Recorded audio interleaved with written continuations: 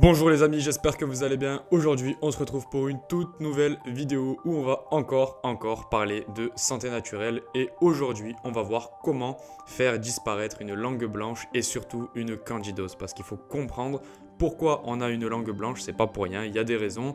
Donc on va voir ça ensemble dans cette vidéo. Donc le problème que tu as aujourd'hui, c'est que tu as une langue blanche, c'est que tu as une fatigue chronique dès le réveil au matin. Tu sais pas comment t'en sortir, tu as des allergies, tu as un système immunitaire au plus bas. On appelle ça une candidose. Donc en gros, tu as déséquilibré ton microbiote intestinal et c'est les candidats albicans qui ont pris le dessus sur tout ton microbiote intestinal. Il va falloir remédier à ça et ne t'inquiète pas pour ça. J'ai vécu exactement le même symptôme, la même histoire. Donc j'ai le plan pour toi. Quand on te parle de candidose, quand on te parle de microbiote intestinal défaillant, on va te parler de beaucoup de remèdes que j'ai essayé et je vais pouvoir te donner ma propre expérience par rapport à ces remèdes-là. Moi, ce que j'ai essayé, c'est les antibiotiques, que ce soit par la pharmaceutique et que ce soit par l'huile de coco, par tout ce qui est remède naturel, par les aliments naturels. Nous, ce qu'on veut, c'est rétablir l'équilibre du microbiote. Donc pour ça, il va falloir le laisser tranquille. Tu vas voir, je vais t'expliquer juste après, tu vas tout comprendre. Donc, j'ai déjà essayé les antibiotiques, ça n'a pas marché. J'avais essayé les régimes sans sucre complexe, les régimes, enfin tout un tas de régimes et ça c'est pareil. Tant que tu es dans l'idéologie d'un régime qui va te guérir, tant que tu es dans l'idéologie d'une plante qui va te guérir, de quelque chose, d'un remède qui va te guérir, tu te trompes et je pense réellement que tu vas rester longtemps dans cette situation. Et moi, je veux pas ça pour toi. Moi, je veux vraiment que tu te rendes compte que ton corps, il faut le voir d'une façon globale, d'une façon holistique. Il faut que tu voies ça en fait comme une entreprise.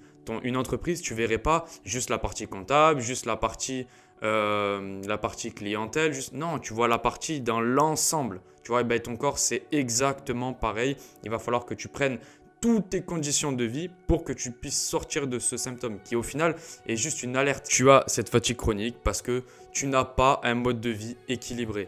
Après, il y a une autre raison qui a été pour moi totalement dévastatrice, c'est de prendre des antibiotiques. J'ai pris des médicaments pour une acné quand j'avais 17-18 ans. Ça m'a tué totalement mon système immunitaire et donc je me suis tapé une candidose pendant 3-4 ans derrière. 3-4 ans à peu près. Et ça a été juste horrible pour moi. Donc au final, tu as deux choix pour tomber dans une fatigue chronique, dans une candidose. C'est les antibiotiques ou alors un mode de vie déséquilibré. Et bien souvent, tu as les deux ensemble. Donc à partir de maintenant, ce que tu vas faire, c'est que tu vas rééquilibrer tout ça. Et je te conseille de passer plus sur des graisses que sur des sucres. Donc pourquoi pas, je t'ai pas dit que c'était ce qu'il fallait faire, mais pourquoi pas essayer un régime cétogène sur les 3-4 prochaines semaines qui arrivent juste en tant que régime, tu vois, pas en tant que mode de vie. Ensuite, tu pourras changer, tu pourras alterner, mais pour commencer, pourquoi pas? Pourquoi pas essayer et voir ce que ça donne sur toi. Éviter aussi tout ce qui est lait, tout ce qui est gluten, tout ce qui est sucre raffiné, comme d'habitude. Tu as l'habitude dans ces vidéos. Franchement, c'est pas bon et c'est pas bon pour ta santé, c'est pas bon pour l'intégralité de ton être, de ton corps. Donc je te déconseille de manger ça, mais pas que ce soit pour la candidose, que ce soit pour tous les symptômes en fait. Je te déconseille de manger ce type d'aliment. Étape numéro 2, tu vas te mettre à la respiration pour gérer ton stress. C'est très important. Je sais que je me répète dans ces vidéos, mais c'est très important. Et en fait, mais que tu veuilles te soigner de maux de tête, d'une maladie un peu plus grave, d'une candidose, de n'importe quoi, c'est exactement le même principe. C'est gérer tes niveaux de stress et essayer de laisser faire le corps un maximum pour qu'il puisse rétablir son équilibre. Donc voilà, je ne te demande pas de commencer avec 15-20 minutes. Là, tu vas arrêter dans 3 jours. Non, je te demande de commencer la respiration, commencer la méditation, même 3 minutes par jour. Sauf que petit à petit, tu vas augmenter. Et où tu en seras dans un mois. C'est ça qui est beau, où tu en seras dans un mois. On s'en fout que en une semaine, tu aies fait 3 heures de méditation. On s'en fout, puisque dans une semaine, tu vas arrêter parce que l'habitude sera arrivée trop vite. D'ailleurs, je vais faire une vidéo sur les habitudes et vous allez voir, ça va être très intéressant.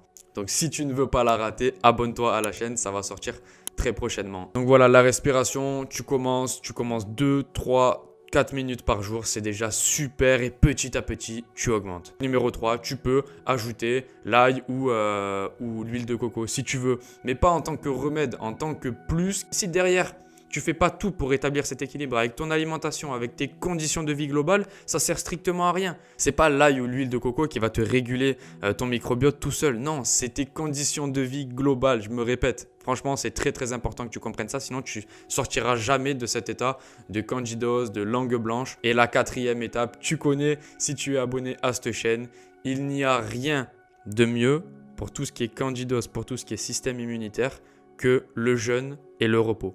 Je te mets une étude dans la description qui est sortie il y a 2-3 ans. Elle n'a pas fait grand bruit, mais en tout cas, moi je la connais et je l'ai vue. Va regarder ça. En fait, ils expliquent qu'en 3 jours de jeûne, tu renouvelles totalement ton microbiote intestinal. Et c'est exactement ce dont tu as besoin. Bien sûr, dans un état de candidose, tu es dans un état où ton système immunitaire n'arrive pas à reprendre le dessus sur toute la population de ton microbiote. Donc, c'est très très important que tu arrives et que tu le boostes pour qu'il puisse faire le ménage lui-même. Donc voilà, je t'invite à jeûner le plus rapidement possible. Ça, c'est pareil, je t'invite à te mettre à jeûner. Commencer un jeûne intermittent, essayer une journée et demie, voir tes ressentis. Vraiment, écoute tes ressentis, c'est le principal. C'est la principale clé pour que tu développes une santé forte, une vraie santé.